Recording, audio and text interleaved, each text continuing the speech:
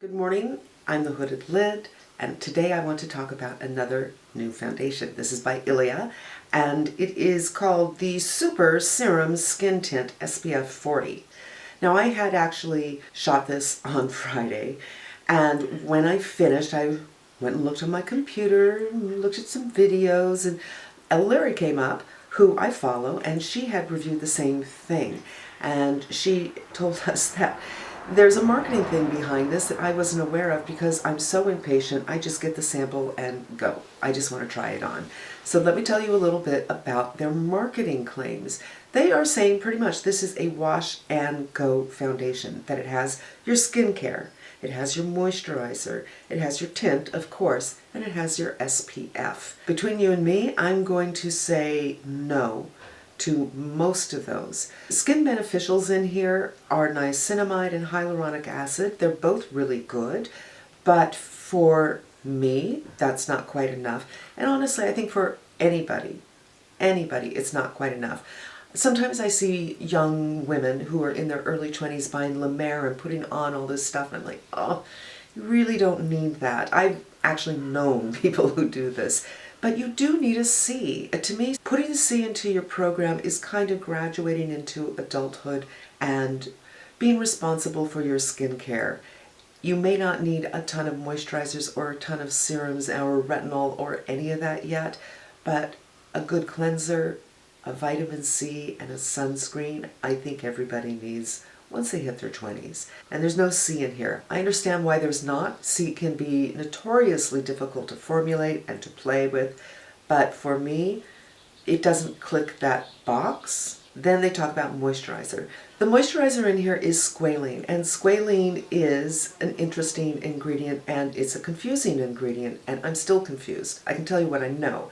13% of your sebum, of human sebum, is comprised of squalene. So it's a skin identical. Your skin recognizes it. That's a good thing. What I couldn't figure out was sometimes it's called an oil, like Biosense is based on squalene oil. And sometimes it's just called a compound. So I'm going to say it's between the two. So within those confines, I haven't been able to find if this is a linoleic or oleic. Okay, I've tried this twice already. The tongue is not really working today. But these are different categories of oils.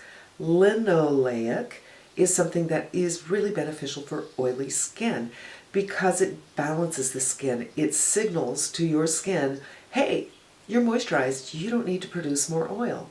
However, I'm not too sure it's very beneficial for people who have drier skins. It's not harmful, but it's not going to give you the zhuzh that you need if you're looking for something to moisturize you and you're not putting on your moisturizer. The tint, yes, the tint is there. It's not great coverage. And because it's so shiny, it's not something you could put it on and then spot conceal, because you'll be hard pressed to find a concealer that has the same finish as this foundation.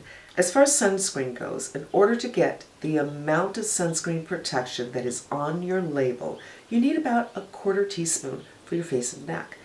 And that's a lot. I don't think anybody's going to put 1/4 teaspoon of this foundation on their face.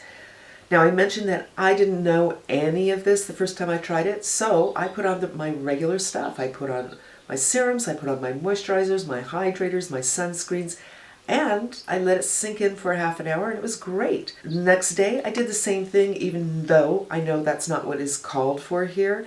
Today, my skin's feeling a little dry, so I put on a different moisturizer, and there's a little balling going on. So my moisturizer and my sunscreen is already kind of saying no. But we're going to try it anyway. I got 2 colors, and the color Formosa is the color that seems to be perfect for me.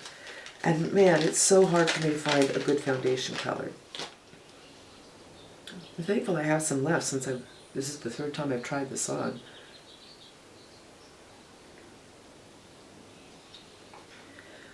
Oh, one thing I should mention, this oxidizes like nobody's business. When I was in Sephora swatching a few shades, I put on, I think, 2 shades, and then I went 3 feet away where there was a kiosk, and I thought, oh, I wonder if there's more shades here. And I started to look, and I looked back on my hand, and everything oxidized. So you really need to try this, I think, in person to get a sense. I also want to say around the nose and these little crevices is kind of difficult here. Really work it in. I'm going to get a little underneath my eyes and see how that works. You will see that this will settle down very soon. So this moves around quite a bit. You have to put it on and let it be to set up a little bit. Another thing that's really interesting, you have a swatch in your hand, right? And you're like, okay, it's changed colors. Okay, now I see what's going on. If you blend it again, it turns white again. I think that's the zinc oxide in it, and that is the main sunscreen in here. I find zinc and titanium to be very drying, and I find that you really need to let this set up. Now, it doesn't set up to something powdery or something dry in any shape, way, or form, but you need to let it set up so the color can mature, if you will, before you go in with anything else. So before I cut away, I just want to mention something else. If you have ever tried the Josie Maran Moisturizer and SPF 47, it feels very, very similar to this. They actually do have one that is tinted, but the tint is quote-unquote universal tint, and I don't know, it's not a great color. It's not a great color. But this reminds me a lot of that. They both have an oily feeling, although they are saying, Ilia is saying, there's no oil in here. It feels oily. So I'm going to go ahead and just do my under eyes. By that time, you should be ready for some blush. I also find that if your skin is young and taut and doesn't have large pores or textures, I really think you're going to love this. In other words, if you don't need foundation, it's going to look beautiful on you. If, however, you have any of those things, you're going to, at the very least, want to powder pretty well because the reflection calls attention to pores. For me, I have these sagging bits right here, and I feel the shine on the sagging bits shows those pores kind of stretching out a little bit. I know that's super unappetizing, but it's the reality of getting older. I'm going to build a little bit to show you what you can get. I really don't think you get much. And this is where I have discoloration, but I'll just do it both sides for giggles. And do my chin. You guys, it rained last night, so the clouds are in and out, and unfortunately the color is going to change. I apologize. A little around the nose. But now you can see how it's so white when it first goes on. Other times that I have tried this, I have added, but I didn't wait as long as I did this time. So we'll see if there's a change there. It's like starting all over again. It just becomes that loosey-goosey kind of texture again. So don't be too precious with it. Just kind of work it all over the place. So I'm back to that place where I need to let this set up for a few minutes before I do any powdering. And I do feel, for my aesthetic, it definitely needs some powdering. So I'm just going to go ahead and do my brows. And then we'll do a little powdering and we'll move on. On a personal note, I haven't been this frustrated with a video in a very long time. When I first started, I would oftentimes shoot 2 or 3 times before I could get it right. And I haven't had to do that in a very long time. Not a very long time, but in a while. And this one, by the time I got to the end of shooting this for the first time, I thought, you know what, I'm going to have to give this a second day. And when I shot it the second day, my energy, I was editing it last night, and I thought my energy was really kind of low, and I didn't think they would work well together, so I thought, you know what, I'm just going to take those 2 days, and that was a lot of footage, and do it again. And then today I have really horrible light. Well, the first day I had another problem of my neighbor was having work done, so there was a saw going all the time, so I had to close the door. You could hear the saw still, but I didn't have great light for that either. And I just can't shoot this 4 times. It's not going to happen. So we had a little bit of sunlight. I will come back if the sun comes out and give you a better idea of what this looks like. But right now, I want to pull you in a little bit so you can take a look. Here are my conclusions from the last 2 days. This really does look absolutely beautiful on the skin. First of all, I think it's a fantastic match for me. But second of all, my skin, I felt, looked so natural. It just didn't look like anything was going on. It does feel, for me personally, I'm going to put on some blush while I'm yakking. This is a Super Shock. It does feel, for me, drying, but I am very sensitive to zinc and titanium. I do not like mineral sunscreens. They are drying in their nature, and a lot of companies try to make up for that by putting them in oil or more emollient formulations, but I can still feel the dryness. So for me, it's a little uncomfortable, even though I put all my other stuff on. I haven't noticed anybody else saying that they find mineral sunscreens to be uncomfortable, but I really, really, really do. So for me, it's a problem. It isn't something, if I were to buy it, I don't think I could wear it every day because I can just feel that tightening up. Even though it's very shiny, as I said earlier, I'm not sure for dry skin that you're actually getting that much moisturization. If you have oily skin, it's probably balancing everything out, so you're not going to be more oily. So it might be great for you. If you have normal skin, it might hit the spot. So let's do some powdering. I'm doing my by Terry as usual, my very favorite powder. I'm going to powder this area, which I don't want any shine on, and my chin. And I will say this, I just washed this brush because I've been using it for the past couple of days with this foundation. And I don't think you'll be able to see it unless I load up again, but I can feel the oil from this foundation transferring to this brush. This is what the brush looks like. I'm going to put it against my skin here because you might see it better. And it's just not picking up evenly. It looks like it's all clumped together because there's oil here that never really, really settles and finishes. That sounded weird. It never really settles into something powdery or matte or feels that it's done developing. It always feels like a little wet. Here comes the sun, so you can finally see what this looks like powdered down. Can you see what a huge difference the sun makes? It just warms everything up.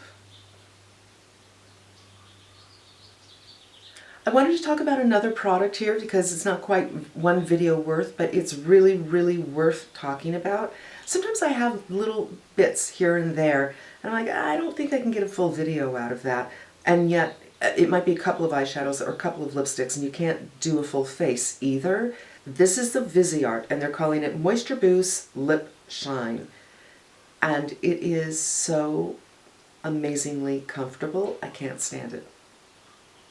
There's only 4 colors, and none of them are for me. This is the best one for me, but I was surprised when I put it on. There's a little gray in this. It smells like bubblegum to me. Maybe a combination of bubblegum and juicy fruit, but take the sweetness out of it. It has some sweetness, but not as sweet as juicy fruit or bubblegum. So incredibly comfortable. Get out of town.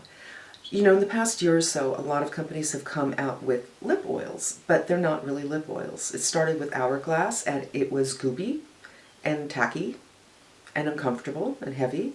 Then, you know, Clarins has had one for years and years and years, and that doesn't feel like oil either. It feels like the Hourglass. And now Dior has one they're calling a lip oil. That's not a lip oil either. The only company that actually had one was YSL. It was called Tint in Balm, and it was great, but I'm pretty sure they don't make it anymore. I don't see it at Sephora anymore, and it really was a lip oil, and it had a little bit of color to it. It was delicious. This lies between a regular gloss and a lip oil, so it's not that oily feeling, but it is not tacky, it is not heavy, it is not goopy. It's such a delight to put on your lips. I wish they had more colors. They only have 4, and there's oils in this. I hate to put on my glasses because I know everything's going to rub off. And I have my laptop right here. Jojoba oil, resveratrol, and sunflower seed oil, which protects from oxidative stress. The first ingredient is castor oil, which is really, really good for your skin. Pure castor oil can be very difficult. I have some in my medicine cabinet. If my skin's really feeling it, I will put that on, but never more than 3 days in a row because inevitably it'll break you out. But castor oil is the main ingredient in Charlotte Tilbury's moisturizer.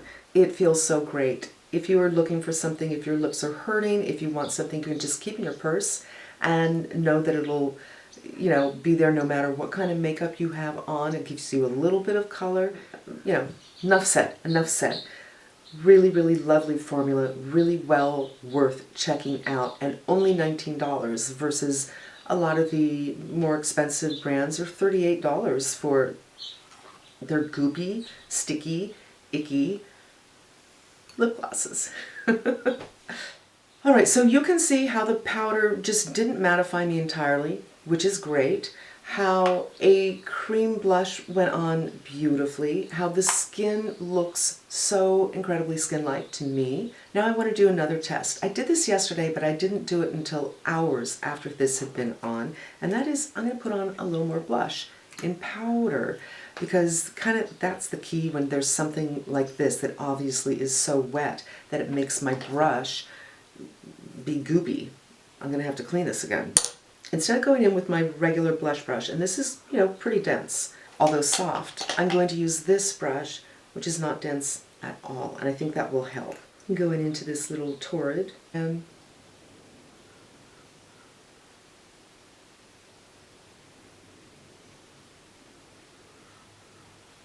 yep. And there goes the sun again. Probably just in time, right? Because that was my last test. So I find that if you use a brush like this, you're not going to disrupt the foundation. I wouldn't stamp anything on because it might not stamp evenly, but something that just isn't that dense, that you can kind of, you know, it's like feathering onto your face. I think that'll work. So there you have it. I mean, throughout the application, I've given you my thoughts on who this would be good for, what challenges there are, what it feels like, what you're going to need to do for it if you don't like that really, really shiny look. Overall, I think it looks so nice on the skin, but overall, it feels, for me, it feels drying. And I put on moisturizers and hyaluronic acid and all that good stuff before I put this on. So I'm not sure.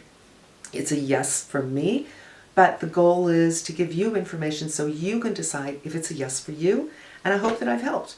I want to thank you for spending a few minutes with me. I hope that this has been helpful to you. That's what it's about, and I hope you come back again. In the meantime, I'm wishing you a great day.